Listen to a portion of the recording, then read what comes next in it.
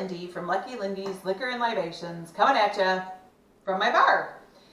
So I have been wanting to make a mint julep ever since I first made the old-fashioned video, but I had some technical difficulties because my mint did not grow this year. I finally got some mint, so we're going to now make a mint julep, and I am wearing my pretty horsey sweater. We get to muddle. I love to muddle. Now, one of the big things that is involved in making a mint julep is that you need to use bourbon. And I thought to myself, well, does everybody know the difference between whiskey, bourbon, and scotch? And I thought, well, they probably don't. So I'm going to just do a really quick little rundown for you of what the differences are. So they're all whiskey, first of all, just so you know that. To be a scotch, you have to be made in Scotland, and it's a malt type of mash that they use. To be a bourbon, you must be made in the United States of America, and it's a corn mash that is used. Technically, according to U.S. government records, my favorite thing in the world, Jack Daniels, is supposed to be a bourbon, but they go by whiskey. So Kentucky is more bourbon, Tennessee we're whiskey. If you like Crown Royal is whiskey because it's Canadian, so they cannot make a bourbon. Okay, well, let's get started. These are the things that we're going to need.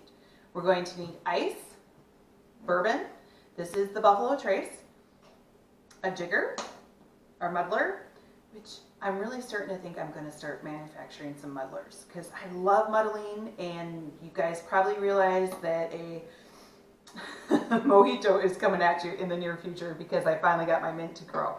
We're going to need mint, fresh mint, and it's either out of your garden or from the grocery store. It does not matter. It is fine. Either way. We have water and sugar. So let's get started. What we're going to do is we're going to put 2 sugar cubes into our glass. We're going to put just a smidge, just a tiny little bit of the water on there. And mainly this is just for the muddling. We're going to put 6 to 8 leaves of fresh mint in our glass. Now, you're going to say, well, what on earth are you talking about, 6 to 8? Well, that's really what the recipes call for. There's some that call for 6, some that call for 8, so I'm going a couple extra. Then we're going to muddle this all together until we get a nice blend. So what we're doing right now is we're releasing essential oils from the mint, and we are dissolving the sugar from the sugar cubes. Okay.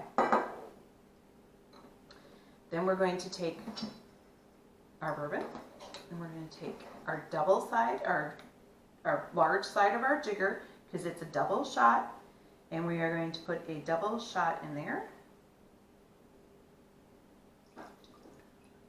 with a little overpour, because hey,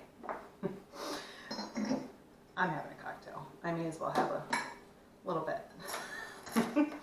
Then what we're going to do is we're going to fill the glass with crushed ice. Now, I understand that this is a very important part of the mint julep. Now, I do want you to know that I am not an expert on mint juleps. I am definitely an expert on a Manhattan, on an old-fashioned, on a Bloody Mary. This is something that I'm not an expert on, but hey, I like to learn. Then we're going to put our sprig of mint in there just for the sake of being pretty. Cheers.